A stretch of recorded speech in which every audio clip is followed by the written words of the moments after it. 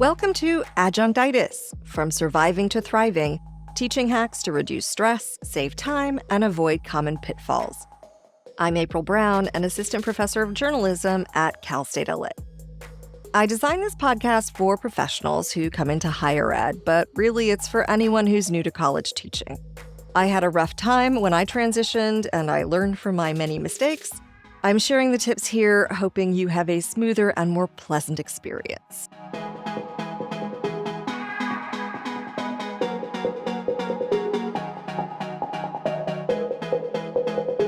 Welcome to episode 10, Take a Breath.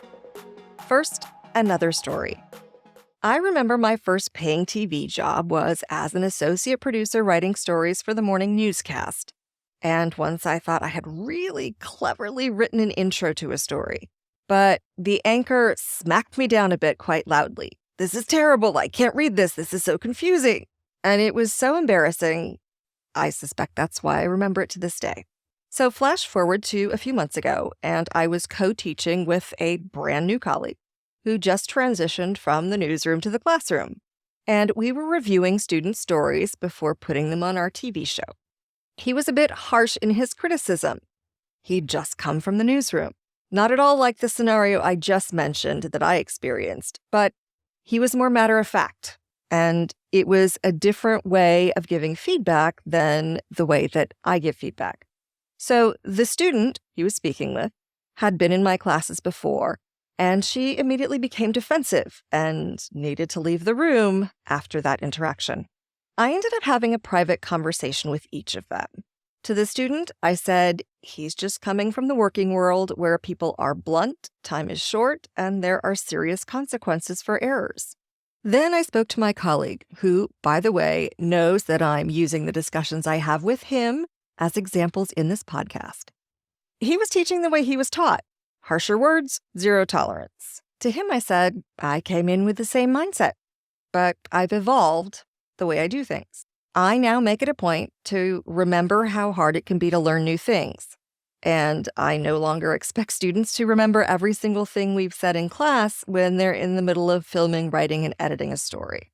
One strategy is to take a breath before levying criticism. I also think back to when I was learning exactly what they are now learning. And if I made that mistake, I tell them that I made that mistake as well. I also try to use a compliment sandwich. Something they did well, then I talk about the things that need work, and then I end again with something positive. I don't consider it coddling, but it keeps them in a better frame of mind and engaged in learning. It's just different from the olden days. When I first started teaching full-time, I did not have any time to think much about the feedback from students, about how well or poorly I was getting things across. I was just busy trying to keep up with creating lessons and grading and getting acclimated to all the new things about academia I had no idea about. But midway through my first semester, I could tell things were not going swimmingly for everyone, and I had a conversation in each of my classes about what was working and what wasn't. If I could make things clearer or do something that would be more effective, it would benefit everybody, right? I am a big fan of efficiency and pragmatism. But you have to be prepared for the critical things students are going to say, and none of us really likes to hear those things. So weaving back to delivering criticisms to students, we have to be willing to take some ourselves to improve. About a third or two-thirds of the way through each semester, I give an assignment called I Could Use More Help With. It's in a Canvas tool called Discussion, and students have to post two things, either things they have questions about or suggested answers to other people's questions or concerns. It's a chance for students to demonstrate their knowledge and teamwork and identify issues I may not have otherwise realized I had.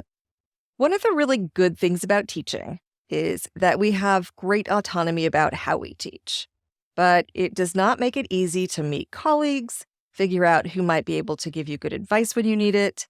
Eventually, I did find several colleagues who were very helpful at a time that I felt like I was drowning.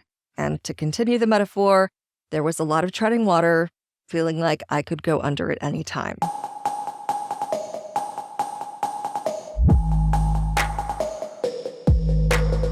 If you have questions or issues you'd like me to address, please send them to questions@adjunctitis.com.